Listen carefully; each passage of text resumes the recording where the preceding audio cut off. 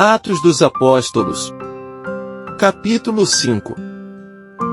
Atos 5. Entregue-se inteiramente. Neste capítulo de Atos 5, veremos a apresentação do contraste existente entre pessoas com o coração completo em Deus e aquelas que entregam parcialmente sua vida para Ele. As diversas ameaças dos mestres da lei vistas na explicação de Atos 4, serviram como propulsores para levar os apóstolos a níveis mais profundos de confiança em Deus.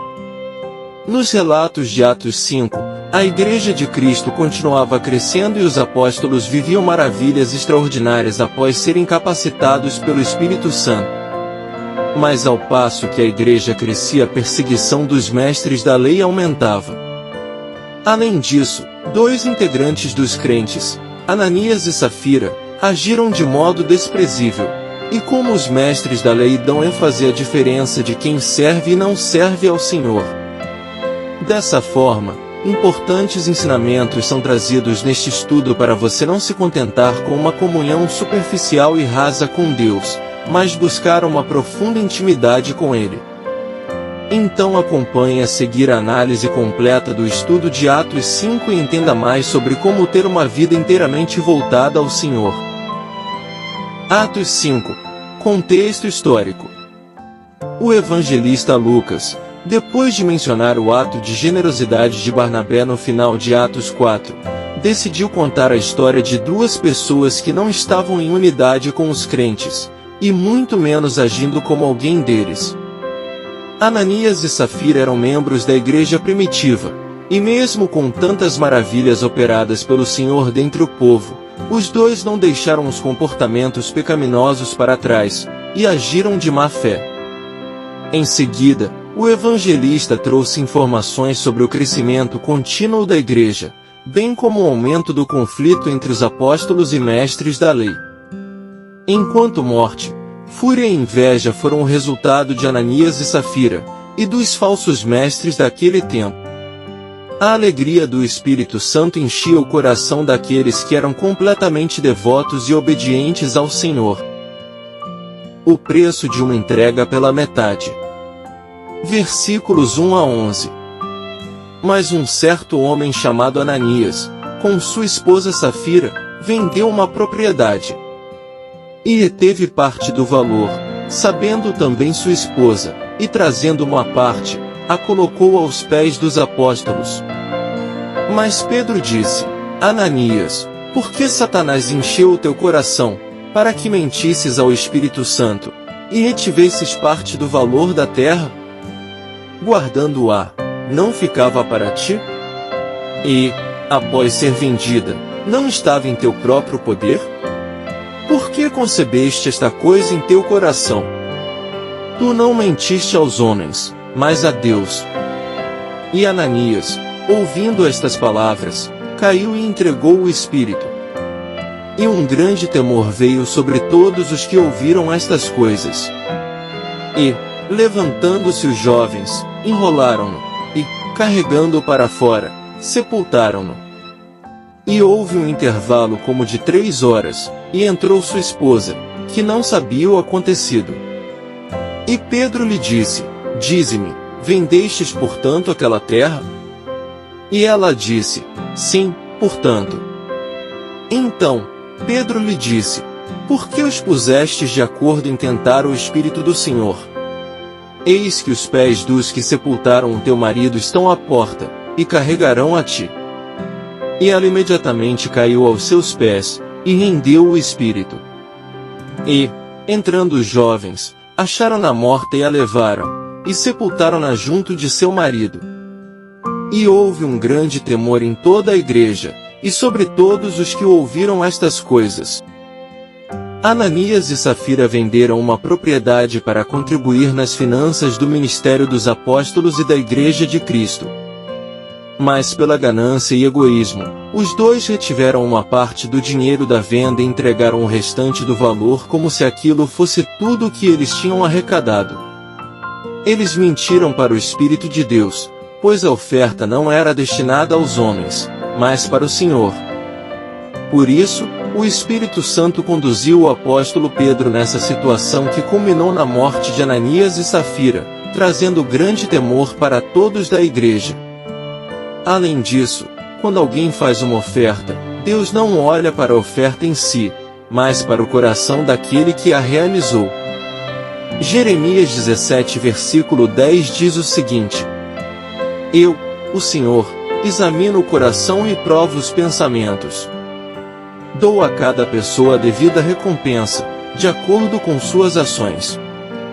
Crentes como Barnabé, Atos 4 versículo 39, não ofertavam para conseguir algum reconhecimento ou benefício, e o ato de ofertar era apenas uma expressão de seus corações fiéis e completamente adoradores ao Senhor. Agora Ananias e Safira pensavam somente em si mesmos e em serem bem vistos pela igreja. Mas o custo de não ter entregado a vida totalmente ao Senhor foi bem alto para eles. Enquanto aqueles que tinham um coração inteiro em Deus continuavam vivendo o extraordinário. O impacto da santidade da igreja. Versículos 12 a 16. E pelas mãos dos apóstolos muitos sinais e maravilhas eram feitos entre o povo, e estavam todos unanimemente no pórtico de Salomão. Quanto aos outros, ninguém ousava juntar-se com eles, mas o povo tinha-os em grande estima. E muito mais crentes no Senhor eram acrescentados, multidões de homens e de mulheres. De modo que levavam os enfermos para as ruas, e os colocavam em catres e em macas, para que ao menos a sombra de Pedro, quando este passasse, cobrisse alguns deles. E afluía uma multidão até das cidades circunvizinhas a Jerusalém, trazendo pessoas enfermas e atormentadas de espíritos imundos, e todos eram curados. A igreja primitiva era radical contra o pecado e o resultado disso era um contínuo crescimento.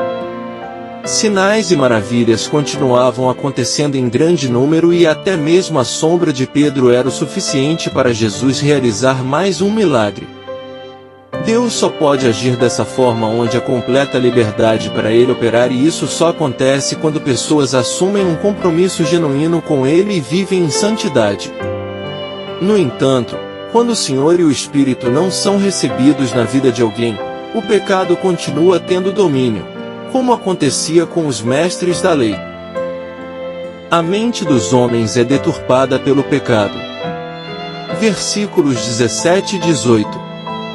Então, levantando-se o sumo sacerdote e todos os que estavam com ele, que eram a da seita dos saduceus, encheram-se de indignação.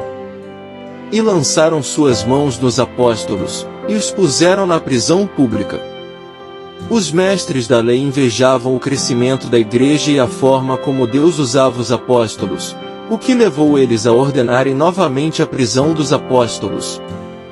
Não era para esses mestres agirem assim, mas eles escolhiam dar lugar para o orgulho e para a inveja ao invés de deixar Deus guiar o coração deles. Exatamente como Caim fez na situação com o seu irmão em Gênesis 4. Caim fez o que era mal aos olhos do Senhor, trazendo o pior de seu rebanho como oferta para Deus.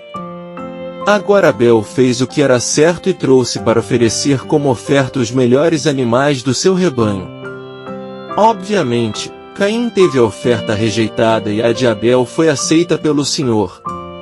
Mas isso deixou Caim furioso, e Deus lhe disse: "Por que você está tão furioso?"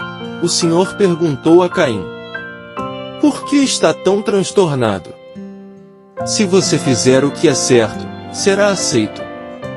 Mas, se não o fizer, tome cuidado. O pecado está à porta, à sua espera, e deseja controlá-lo, mas é você quem deve dominá-lo." Gênesis 4, 6, 7. Sendo orgulhoso, ele não deu ouvidos ao Senhor e matou Abel por sentir inveja dele. Apesar de Caim e os mestres da lei até confiarem em Deus, essa confiança não era o bastante, pois eles não entregaram os seus corações ao ponto de viverem em obediência a Ele.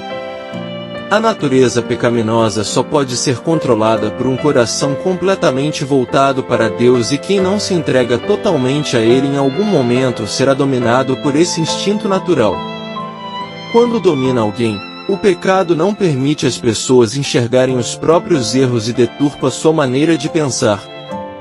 Mas pelo arrependimento diante da presença de Deus é possível se ver livre do poder dele. O cuidado sobrenatural de Deus. Versículos 19 a 23. Mas o anjo do Senhor abriu as portas da prisão, durante a noite, e conduziu-os para fora, e disse: Ide, apresentai-vos no templo e dizei ao povo todas as palavras desta vida. E, ouvindo eles isto, entraram de manhã cedo no templo e ensinavam. Mas, vindo o sumo sacerdote e os que estavam com ele, convocaram o conselho e todo o senado dos filhos de Israel, e mandaram buscá-los na prisão. Mas, quando os oficiais chegaram, eles não foram encontrados na prisão. E, retornando, informaram, dizendo: Encontramos verdadeiramente a prisão fechada, com toda a segurança, e os guardas de pé diante das portas, mas, quando a abrimos, não encontramos nenhum homem dentro. Presos e com toda a segurança guardando o cárcere, os apóstolos viram Deus cuidar deles sobrenaturalmente. Ele enviou o seu anjo de noite para tirar os apóstolos da prisão e direcioná-los a voltarem a pregar a mensagem do Evangelho logo pela manhã. Porque o Senhor queria confundir os falsos mestres e mostrar que estava com os apóstolos. Como Davi mencionou em um de seus salmos, os que esperam no Senhor não serão confundidos, mas sim aqueles que transgridem sem causa.